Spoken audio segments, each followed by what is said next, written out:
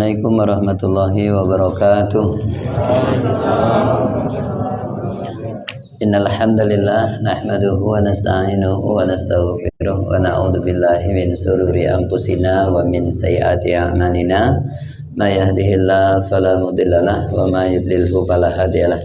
Asyhadu an la ilaha illallah wahdahu la syarikalah wa asyhadu anna Muhammadan abduhu wa rasuluh alladzi la nabiyya ba'dah. Allahumma shalli wa sallim ala Muhammad wa ala alihi wa sahbihi ajma'in. Faqala Allah ta'ala fil Qur'anil Karim, a'udzu billahi minasyaitonir rajim. Ya ayyuhalladzina amanu kutiba 'alaikumus syiyam kama kutiba 'alal ladzina min qablikum la'allakum tattaqun. Shadaqallahul 'azim. Alhamdulillahirabbil alamin. Bapak Ibu yang dirahmati Allah, syukur alhamdulillah atas segala nikmat yang telah Allah berikan pada kita semua. Insya Allah di ujung-ujung Ramadan ini kita semakin istiqomah terhadap ibadah yang kita kerjakan. Mudah-mudahan kalau lihat grafiknya semakin naik adanya. Harapan besar bagi kita di ujung-ujung Ramadan ini, kita adalah orang yang terpilih untuk mendapatkan Lailatul Qadar dan kita menjadi orang yang bertakwa kepada Allah Subhanahu wa taala. Selawat serta salam senantiasa tetap kita sampaikan kepada Rasulullah Muhammad sallallahu alaihi wasallam. Mudah-mudahan kita yang berhadir ini menjadi pengikut yang setia, yang senantiasa bisa istiqomah untuk menjalankan apa yang telah ditinggalkan. Harapan besar bagi kita menjadi satu gerbong, satu barisan bersama dengan orang-orang yang solih untuk bisa menatap wajah Nabi, berdialog dengannya, meraih syafaatnya dan mendapatkan surganya Allah Subhanahu wa taala. Kali pertama kita bicara tentang sejarah Nabi Musa. Ini karena udah ujung-ujung dari Ramadan nih, kita ngaji umum sajalah, Pak, Bu. Ya ayyuhalladzina amanu kutiba 'alaikumus syiyam. Hai orang-orang yang beriman, diwajibkan atas kamu puasa. Memang ada perbedaan antara alladzina amanu dengan alladzina mu'minu. Perbedaannya persis seperti menyanyi dan penyanyi. Semua kita yang hadir nih bisa ini nyanyi, tapi belum tentu kita yang bisa nyanyi ini langsung disebut dengan penyanyi. Karena kalau penyanyi dia proses, kemudian itikat yang kuat, belajar yang hebat, latihan, dan butuh panggung yang begitu banyak. Sehingga keluar dari panggung itu maka disebut dengan penyanyi. Ini ayat memberikan informasi bahwa tidak mesti mantap imanmu, tidak mesti kuat imanmu, tidak mesti hebat imanmu. Yang penting kau punya iman sajalah. Walaupun sedikit, walaupun tipis, walaupun sangat kecil, kau diwajibkan untuk puasa.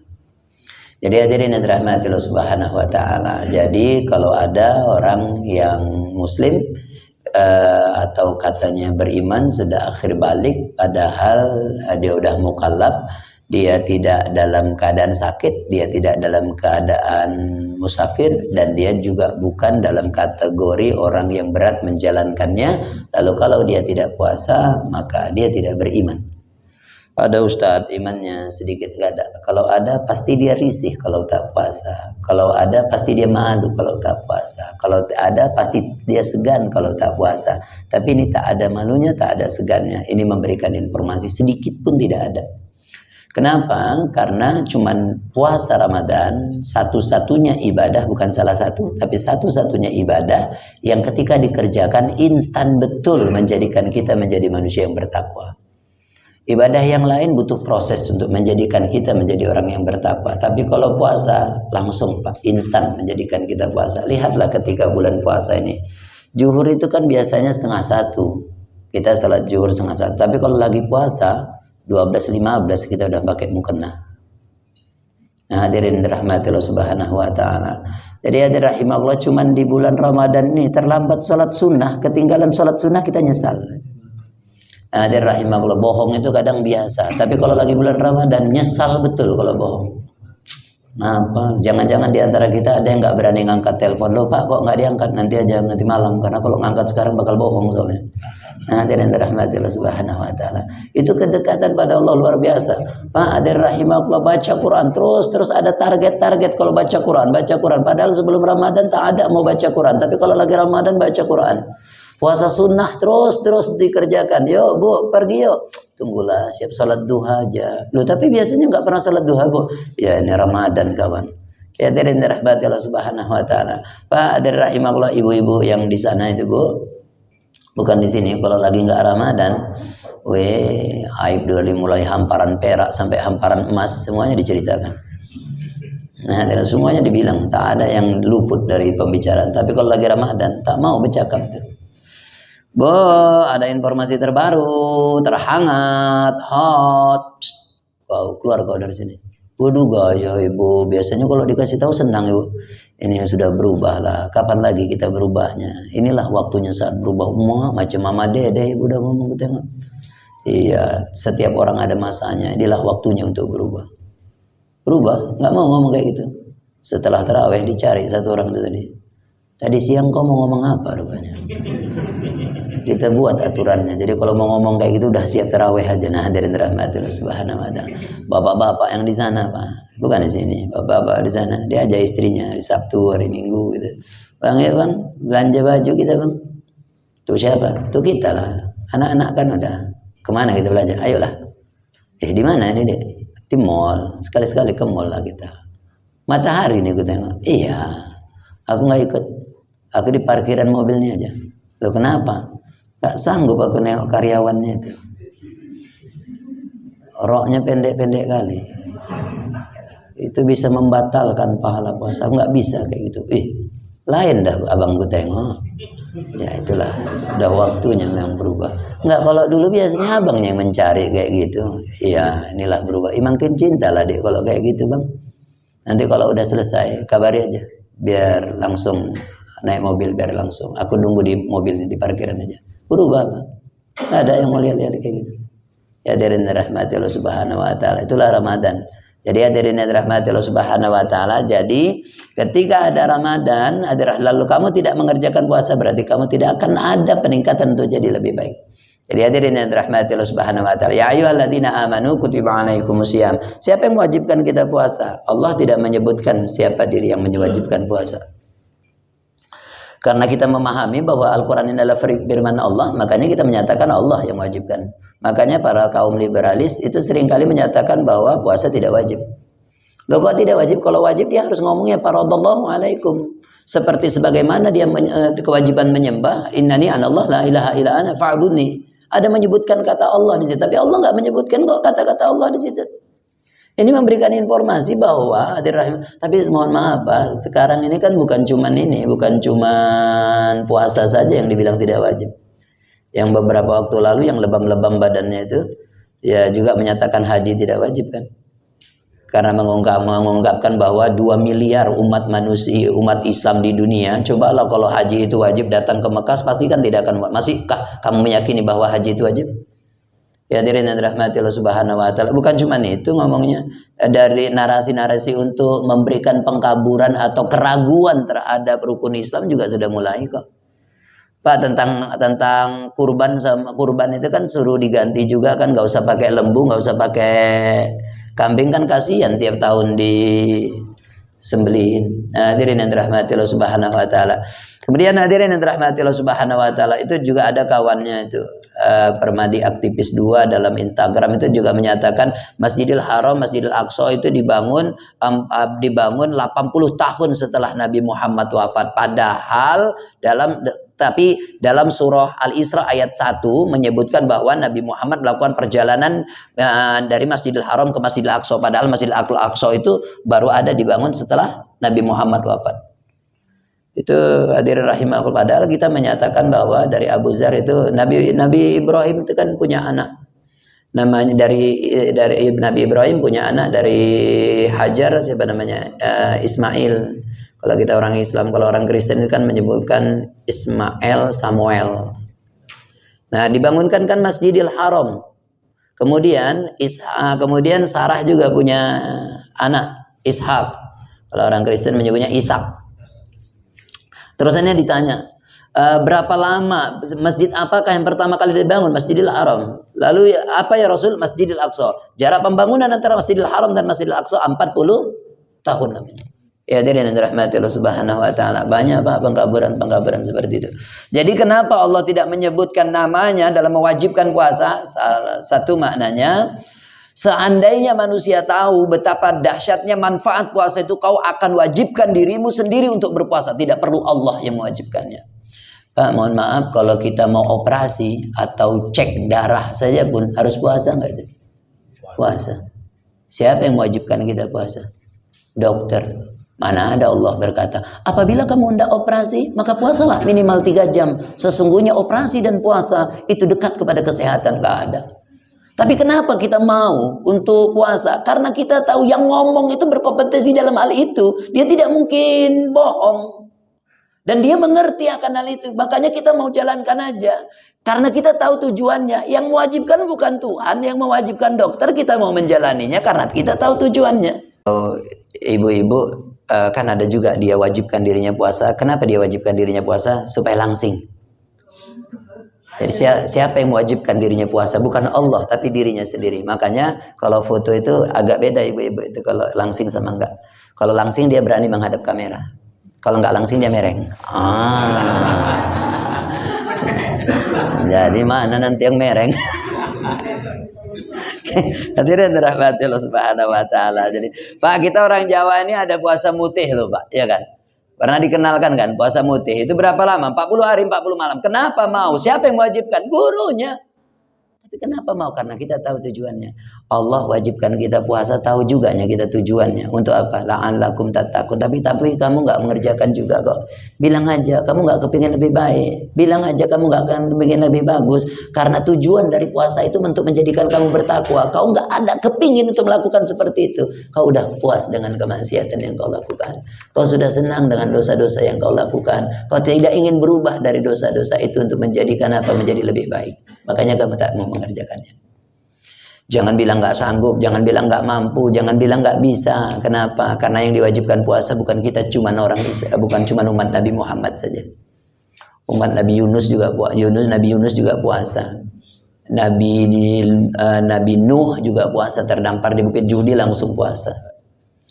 Bahkan Nabi Musa itu kemarin kita cerita puasa juga. Berapa lama fantastis, 40 hari 40 malam. Isa juga kayak gitu. Nabi Daud itu puasa, bahkan 6 bulan tuh puasanya. Tapi bahasa 6 bulan kan Senin puasa, Selasa enggak, Rabu puasa, Kamis enggak, Jumat puasa, Sabtu enggak. Kalau mau belajar tentang Nabi Daud tuh istrinya fantastis ibu. Jumlahnya 99 istri Nabi Daud.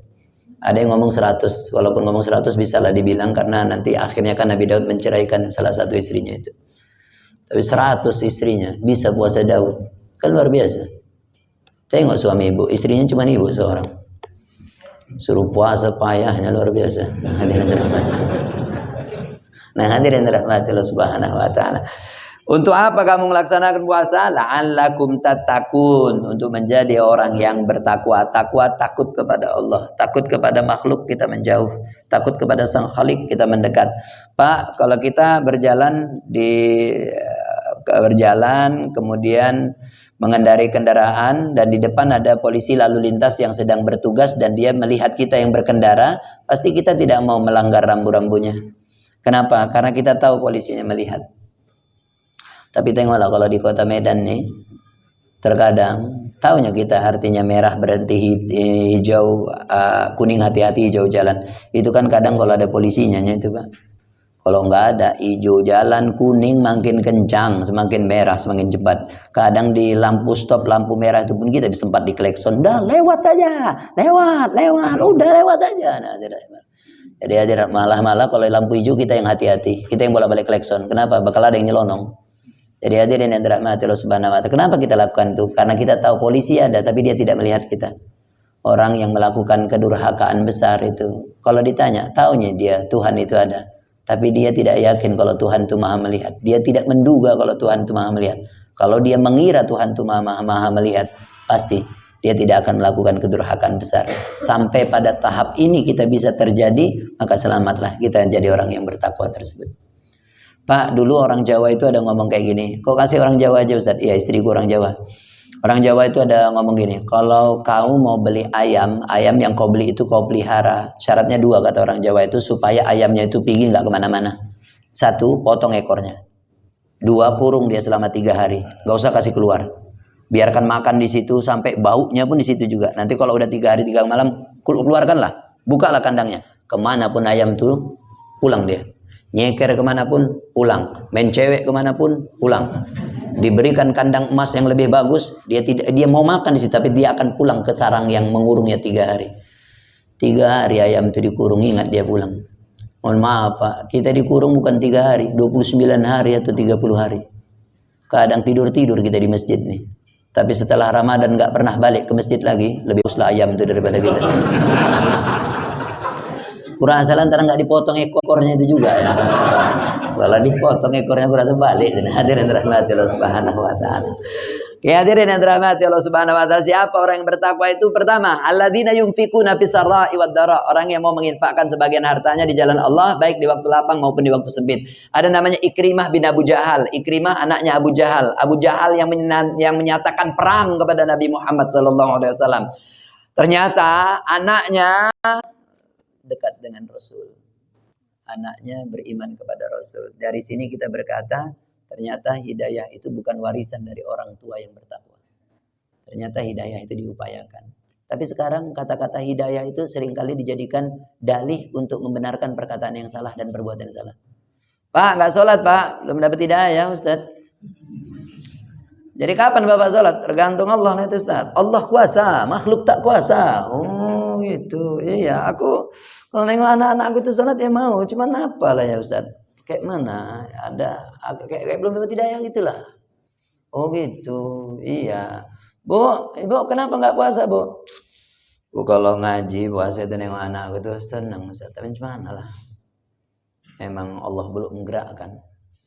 Nanti kalau udah Allah gerakkan, ya Allah Ustaz, mohon doa lah ya biar kita digerakkan oleh Allah. Nabi Muhammad aja pun nggak dapat hidayah Ustaz. Apalagi aku. Jadi memang hidayah itu haknya Allah Ustaz. Oh gitu. Ibu nggak dapat berarti? Ya cuman lah, bukan nggak apa kali aku Ustaz. Cuman apalah mau diapakan, nanti kalau apa ya kayak gitulah apanya Ustaz. Ya dirahimahullah. Pak mohon maaf. Kalau kita besok pagi keluar kota, kita ambil penerbangan pertama jam 6 pagi. Saya yakin percaya, belum jam 6 kita udah bangun dari jam 4 paling lama udah bangun. Setengah 5 udah berada di bandara sana. Karena take off-nya jam 6. Bisa, nggak ada yang ngomong hidayah. Kalau itu aja bisa, kenapa sholat subuh kayak kali bangunnya? Ya hadirin dirahmati Allah Subhanahu wa taala. Siang-siang matahari bersinar. Banyak nggak orang yang kena sinarnya? Banyak. Kalau kita berada dalam ruangan tertutup full AC, kena sinar matahari langsung nggak? Nggak. Kalau kita nggak kena sinar matahari langsung, boleh dimarahi mataharinya? Nggak boleh. Apa yang harus kita lakukan untuk mendapatkan sinarnya? Keluar. Buka pintunya, buka jendela. Jangan pernah salahkan matahari. Orang lain berkeringat kena sinarnya, kita malah kedinginan karena full AC-nya. Jangan pernah salahkan Allah. Orang lain bisa sholat, kenapa kita nggak bisa? Orang lain bisa baca Quran, kenapa kita nggak bisa? Mau dapat hidayahnya, kejar. Jangan pernah tunggu, karena Allah tidak akan pernah memberikan hidayah kecuali kepada orang yang mau menerimanya.